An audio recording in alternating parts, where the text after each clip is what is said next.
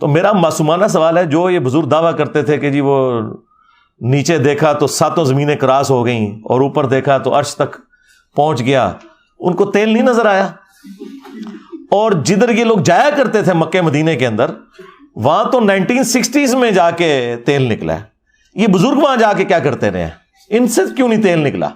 تو اس کا مطلب یہ بالکل جھوٹ بولتے ہیں آپ سے. دنیا کو اللہ نے بقدر ایفرٹ رکھا ہوا ہے. اور یہ اس حوالے سے نبی الاسلام کی ایک حدیث کے سارے معاملات کلیئر کر دے گی. مسلم شریف میں اوپر تلے 3 احادیث موجود ہیں کہ نبی الاسلام کے مبارک زمانے کے اندر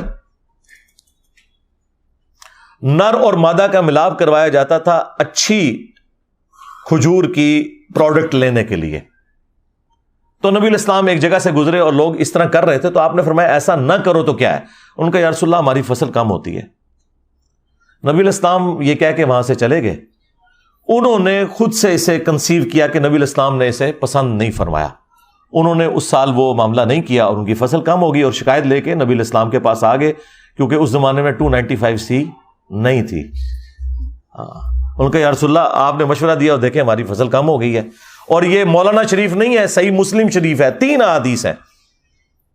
اور اس کے اوپر باقاعدہ باب باندھا گیا ہے کہ کن معاملات میں نبی الاسلام کی اطاعت کرنا واجب ہے اور کس میں نہیں ہے. یہ ہمارے نبی کا ہی حوصلہ ہے. یہاں تو جاہل لوگ ہیں، انہیں مسئلہ نہ بھی پتا ہو تو کوئی نہ کوئی جھوٹ سچ مکس کر کے بتا دیتے ہیں. نبی الاسلام کے پاس جب شکایت آئی تو آپ نے فرمایا میں نے تو منع تو نہیں کیا تھا. ان کا یا رسول اللہ ہم نے تو یہی سمجھا. تو آپ علیہ السلام نے فرمایا کہ اگر میں دین کے حوالے سے تمہیں کوئی مشورہ دوں اللہ کے ریفرنس سے، وہ لے لیا کرو. البتہ تمہارے دنیاوی امور کے اندر اگر میں کوئی مشورہ دوں تو وَأَنْتُمْ أَعْلَمُ بِأَمْرِ دُنْيَاكُمْ، تم دنیا کے کاموں کو مجھ سے بہتر سمجھتے ہو. ذرا نبی الاسلام کا تو ایکسپیرینس نہیں تھا کھجور کی فصل کے اعتبار سے، آپ کا ایکسپیرینس تھا بھیڑ بکریاں چرانے کے اعتبار سے، تجارت کے اعتبار سے. اور نبی الاسلام نے کوئی اس میں شرمندگی محسوس نہیں کی کہ تم دنیا کے کاموں کو مجھ سے بہتر سمجھتے ہو. اگر میں دینی معاملے میں کوئی مشورہ دوں وہ لے لو، دنیا میں کوئی مشورہ دوں تو تم بہتر سمجھتے ہو، اگر وہ مشورہ درست ہو تو لے لو، ادروائز وہ میری رائے ہے. ٹھیک ہے. آج لوگ اعتراض کرتے ہیں کہ جی نبی الاسلام نے ایٹم بم بنانے کا طریقہ کیوں نہیں آپ کو بتایا؟ اس لیے کہ نبی الاسلام ہمارے ہدایت کے امام تھے. انہیں اللہ تعالیٰ نے اس فیلڈ کے لیے نہیں بھیجا ہوا تھا. قرآن بھی کوئی سائنس کی کتاب نہیں، سائنس کی کتاب ہے. فزیکل فینومینا آف نیچر جو ایک کامن آبزرویشن کے اندر ہے، باقی اتنی ڈیٹیلز تو بتانے کی ضرورت نہیں ہے. وہ انسانیت نے وقت کے ساتھ خود لرن کرنی ہے. جب اللہ نے آپ کو برین دے دیا ہے تو کریٹر آف برین جو ہے اس نے اتنی بڑی دولت آپ کو دے دی ہے کہ اس کے بعد کوئی اور ذریعہ نہیں ہے جس کو آپ کہیں کہ یہ سب سے بڑا ذریعہ ہو سکتا ہے خدا تک پہنچنے کا. دماغ بہت بڑا ذریعہ. اللہ نے انسان کو وقت کے ساتھ یہ ایوولوشن کرائی ہے، ترقی کروائی ہے. بہرحال نبی الاسلام نے کہا کہ میں اگر دنیا کے اعتبار سے کوئی مشورہ دوں تو تم بہتر سمجھتے ہو اپنے کاموں کو. تو یہاں پہ نبی صلی اللہ علیہ وآلہ وسلم نے یہ مشورہ دیا کہ رات کو دیے بجھا دیا کرو. اسی طریقے سے ابو داؤد میں ایک حدیث ہے کہ جو شخص ایسی چھت پر سوئے کہ جس کی منڈیر نہ ہو تو اس کا ذمہ پھر اٹھ گیا. یعنی پھر وہ اس کی ذمہ داری اپنے اوپر ہے. اگر وہ نیند میں چلتے ہوئے یا غلطی سے نیچے گر جاتا ہے، مر جاتا ہے تو کوئی لینا دینا نہیں. اس نے جان بوجھ کے لیے اپنے لیے ایک موت کا گڑھا کھودا ہے. آپ کو پتا ہے آج سے تقریباً 10-12 سال پہلے مفتی اعظم سعودیہ نے باقاعدہ فتویٰ دیا تھا کہ جو شخص اوور سپیڈنگ کی وجہ سے مر جائے تو گورنمنٹ نے کوئی اس کی بلڈ منی نہیں ادا کرنی، کیونکہ اس نے خودکشی کی ہے. ظاہر ہے بھی یہ چیزیں ڈیزائن ہوئی ہوئی ہیں نا. آپ ان لمٹس کو کراس کرتے ہیں تو اس کا یہ مطلب نہیں ہے کہ اگر آپ 2 دفعہ بچ گئے تو تیسری دفعہ بھی بچ جائیں گے. یہ ضروری تو نہیں ہے. تو اپنی وہ ساری احتیاطیں لے کے چلنی ہے. تو نبی الاسلام کا یہ فرمانا کہ جو بغیر منڈیر کے چھت پہ سوئے اس سے ذمہ اٹھ گیا، اب وہ خود ذمہ دار ہے اپنے معاملات کا. مطلب یہ ہے کہ آپ نے پوری احتیاط کر کے چلنا ہے. ہاں پوری احتیاط کی، اس کے بعد کوئی کیٹاسٹرافک کنڈیشن آ گئی تو ٹھیک ہے، وہ اللہ تعالیٰ کی طرف سے کسی شخص کا دنیا سے ایگزٹ ویسے ہی لکھا ہوا تھا. کسی نے شیر کے منہ میں جانا ہے، کسی نے ایئر کریش کے ذریعے مرنا ہے، کسی نے ہارٹ فیلئر سے مرنا ہے، کسی نے کڈنی فیلئر سے مرنا ہے، کسی نے روڈ ایکسیڈنٹ میں مرنا ہے. تو بہرحال اس طرح جو لوگ مر جاتے ہیں حادثاتی طور پر اسلام کی روح سے تو وہ شہداء ہیں.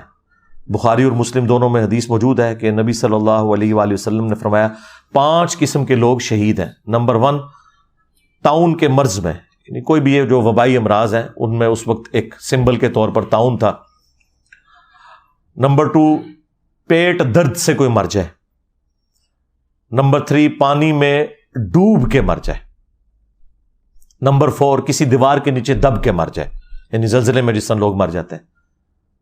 اور نمبر 5، جو اللہ کی راہ میں لڑتا ہوا مارا جائے. یہ سب کے سب لوگ اللہ کے حضور شہید ہیں. اور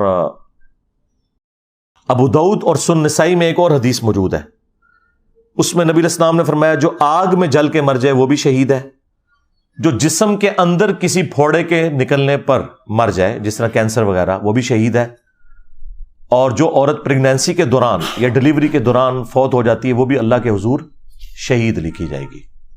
تو اس اعتبار سے ایک شہید والا معاملہ ہے وہ اپنی جگہ ہے. لیکن جان بوجھ کے ایسے معاملات کرنا، اپنے آپ کو ہلاکت میں ڈالنا کہ وہ خودکشی کے زمرے میں آ جائے، تو وہ تو بڑا ایک سخت معاملہ ہے اسلام میں. بخاری مسلم میں حدیث موجود ہے، نبی علیہ السلام نے فرمایا کہ جو شخص جان بوجھ کے خودکشی کرتا ہے، سوئیسائڈ کرتا ہے کوئی شخص، پھر نبی علیہ السلام نے اسے ایکسپلین کیا، کوئی شخص تیز دھار کا آلہ اپنے پیٹ میں مارے یا زہر پی لے یا اپنے آپ کو بلندی سے گرا لے، تو جس طریقے سے وہ اپنے آپ کو موت کا شکار کرے گا، جہنم میں یہی عذاب اس کے اوپر مسلط کیا جائے گا. وہ بار بار اپنے آپ کو اسی طریقے سے تکلیف دیتا رہے گا، والعیاذ باللہ تعالی. حتیٰ کہ صحیح مسلم میں آئے کہ ایک خودکشی والے کا جنازہ لایا گیا تو نبی علیہ السلام نے کہا کہ میں اس کا جنازہ نہیں پڑھوں گا. آپ صلی اللہ علیہ وآلہ وسلم خودکشی والے کا جنازہ نہیں پڑھتے تھے، لیکن چونکہ مسلمان ہے تو جنازہ ہوگا، وہ کافر نہیں ہے. لیکن جو ڈومیننٹ پرسنالٹیز ہیں انہیں پروٹیسٹ کے طور پر ایسے لوگوں کا جنازہ نہیں پڑھنا چاہیے تاکہ ڈسکریج ہو وہ سارا کا سارا معاملہ. ہمارے جیلم شہر میں آج سے آلموسٹ 14 سال پہلے میرے ایک اسٹوڈنٹ تھے، آلموسٹ 15-16 سال اس کی عمر تھی، اس نے حفظ کیا ہوا تھا، دعوت اسلامی کے وہ مدرسے میں پڑھتا تھا، تو نیا نیا میرے درس میں آنا شروع ہوا. پھر اس کے ساتھ کوئی ایسے معاملات ہوئے تو اس نے وہ تیزاب پی کے نا وہ خودکشی کر لی. جیلم کی تاریخ کا سب سے بڑا جنازہ ہوا تھا، لیکن میں نے جنازہ نہیں پڑھا، حالانکہ وہ اسٹوڈنٹ تھا. میں نے کہا میں نے نہیں جانا. اس کی وجہ یہ ہے کہ اس سے تو یہ چیز پھر پروموٹ ہوگی. خودکشی والے کا جنازہ نبی صلی اللہ علیہ وآلہ وسلم نے نہیں پڑھا، البتہ صحابہ کرام نے ضرور پڑھا. ظاہر مسلمان ہے، اسے دفنانا ہے، اور اگر اللہ چاہے تو اس کی مغفرت بھی کرے. وہ مسلم شریف میں ایک حدیث موجود ہے، ایک صحابی تھے سابقون الاولون میں سے، ہجرت مدینہ انہوں نے کی ہوئی تھی، تو انہیں کوئی بیماری ایسی لگ گئی کہ انہوں نے پھر خودکشی کر لی، اپنی ہاتھ کی رگیں کاٹ لیں. اسی دوران وہ جب مر گئے تو کچھ عرصے بعد ایک دوسرے صحابی تھے، انہوں نے انہیں خواب میں دیکھا، اور خواب میں دیکھا کہ ان کی حالت تو ٹھیک ہے لیکن وہ ہاتھ انہوں نے کپڑے سے باندھا ہوا ہے اور چھپایا ہوا ہے. تو وہ کہتے ہیں میں نے اسے پوچھا تمہارے ساتھ کیا معاملہ ہوا؟ انہوں نے کہا اللہ نے مجھے بخش دیا ہجرت کی وجہ سے، نبی علیہ السلام کے ساتھی ہونے کی وجہ سے، البتہ یہ میرا ہاتھ جو ہے نا یہ اللہ نے ٹھیک نہیں کیا، کیونکہ اللہ نے فرمایا یہ تم نے خود خراب کیا تھا. تو یعنی بخشنے کے باوجود یہ معاملہ چل رہا ہے. پھر نبی علیہ السلام نے ان کے لیے دعا کی کہ اے اللہ اس کے ہاتھ کو بھی درست کرتے. تو حضور کی دعا کا چلے کوئی حصہ مل گیا. ادروائز اس سے یہ بھی پتہ چلا کہ نبی علیہ السلام نے خودکشی والے کے لیے دعا کی ہے مغفرت کی، اس میں کوئی حرج نہیں ہے، دعا کی جا سکتی ہے. لیکن یہ عمل ایسا ہے کہ اسے ڈسکریج کرنا چاہیے، اس کو پروموٹ نہیں کرنا چاہیے. اور جو کوئی اس قسم کی ایکٹیویٹیز پرفارم کرتے ہیں ان کی ان ایکٹیویٹیز کو اس اعتبار سے ڈسکریج کرنا چاہیے تاکہ مستقبل میں کوئی اور اس طرح کی ایکٹیویٹی پرفارم نہ کرے خودکشی کرنے والی. میں نے ہر اینگل سے اسے اس حوالے سے ڈسکس کیا تاکہ جو ایکسٹریم رویے ہیں وہ اپنی جگہ سیٹل ہو جائیں. بعض لوگ جو ہیں وہ اسی شہادت کی کیٹیگری میں فال کروا رہے ہیں کہ جی پانی میں ڈوب کے مر گئے ہیں، اور بعض لوگ کہہ رہے ہیں نہیں انہوں نے خودکشی کر لی ہے، انہوں نے جان بوجھ کے ایسا معاملہ کیا ہے. بعض لوگ کہہ رہے ہیں کہ جی وہ فضول خرچی والا ایک ایلیمنٹ بیچ میں آ گیا. یہ ساری چیزیں اپنی جگہ درست ہیں، لیکن اگر کسی شخص کے پاس حلال کا مال ہے اور وہ اپنے اوپر خرچ کرنا چاہتا ہے تو اس کے اوپر کوئی ممانعت نہیں ہے. البتہ ایسا نہیں ہونا چاہیے کہ کوئی ایسا راستہ اڈاپٹ کرے کہ اس کی وجہ سے وہ موت کے منہ میں چلا جائے جان بوجھ کے. ہاں اگر احتیاط پوری کی ہوئی ہے تو ٹھیک ہے، کوئی حرج نہیں، اس کے بعد اگر کوئی شخص اس طرح کے حادثے کا شکار ہوتا ہے تو کوئی ایسا معاملہ نہیں ہے، لیکن اپنی طرف سے احتیاط پوری ہونی چاہیے۔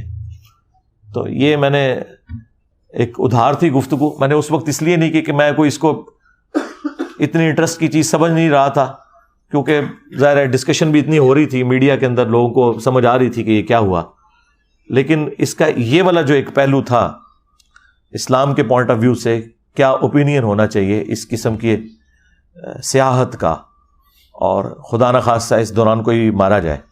اسی طریقے سے لوگ جو ہے یہ کوپہمائی والا معاملہ بھی کرتے ہیں، کوئی حرج نہیں ہے، لیکن گریجولی کریں۔ اب یہ کوئی بہادری نہیں ہے کہ بغیر آکسیجن کے جی اتنے میں نے بلندی پہ چلا گیا ہوں، یعنی اپنی احتیاط تو ساری کی ساری کرنی ہے۔ ہماری انجینئرنگ کی فیلڈ کے اندر بھی، یعنی میں تو کسی کو اس طرح کام کرتے ہوئے دیکھوں تو میں اسے ڈانٹتا ہوں، کوئی گرائنڈر چلا رہا ہے اور اس نے چشمہ نہیں لگایا ہوا، ٹھیک ہے، اسی طریقے سے ماسک نہیں پہنا ہوا، تو یہ آپ انہیل کر رہے ہوتے ہیں ہر چیز، اور بعض اوقات پھر آپ کو پتا ہے کوئی اتنی سی چھوٹی سی ایک ڈیبری ٹوٹ کے کسی مٹیریل کی آنکھ میں جا کے لگتی ہے، بینائی ضائع ہو جاتی ہے، تو اس سے پہلے آپ وہ احتیاط کیوں نہیں کرتے؟ اسی طریقے سے جو مشین کے اوپر کھڑے ہونے والے لوگ ہیں انہیں بالکل یہ شلوار قمیض نہیں پہننی چاہیے، کتنے لوگوں کی ڈیتھ ہوگی اس کی وجہ سے، وہ مخصوص لباس ہے جو آپ نے پہننا ہے۔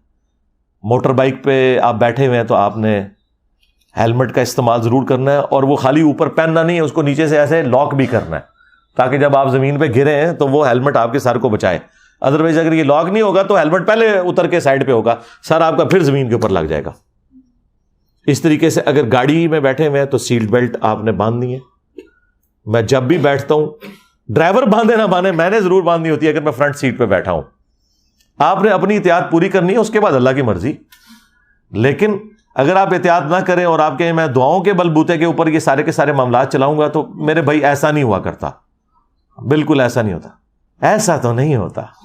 ہاں، وہ سارے کے سارے معاملات آپ نے لے کے چلنے ہیں۔ آپ دیکھیں نبی علیہ السلام نے میدان جنگ میں خود پہنا ہے، وہ سر کے اوپر ٹوپی پہنی جاتی تھی لوہے کی، ٹھیک ہے، زرہ بھی استعمال کی ہے، ہر چیز کی ہے، اس کے بعد آپ اللہ کے اوپر توکل کریں۔ ایسا نہیں ہو سکتا کہ آپ بسم اللہ پڑھ کے تو جناب میدان جنگ میں اتر جائیں اور آپ کہیں کہ جی اللہ بچائے گا، اس طرح نہیں ہے۔ وہ اللہ نے تو بچانے کے اسباب آپ کو بتائے ہوئے ہیں، لیکن آپ خود اگر اپنے آپ کو موت کے منہ میں دھکیلیں گے تو پھر اللہ تعالیٰ کی تقدیر ہی آپ کے اوپر غالب آئے گی، جو اللہ تعالیٰ کے رولز ہیں وہ اسی طریقے سے اپلائی ہوں گے۔ صلو علی محمد وآل محمد، اللہم صلی علی محمد وعلی آل محمد واصحاب محمد وازواج محمد وامت محمد اجمعین الی یوم الدین، آمین۔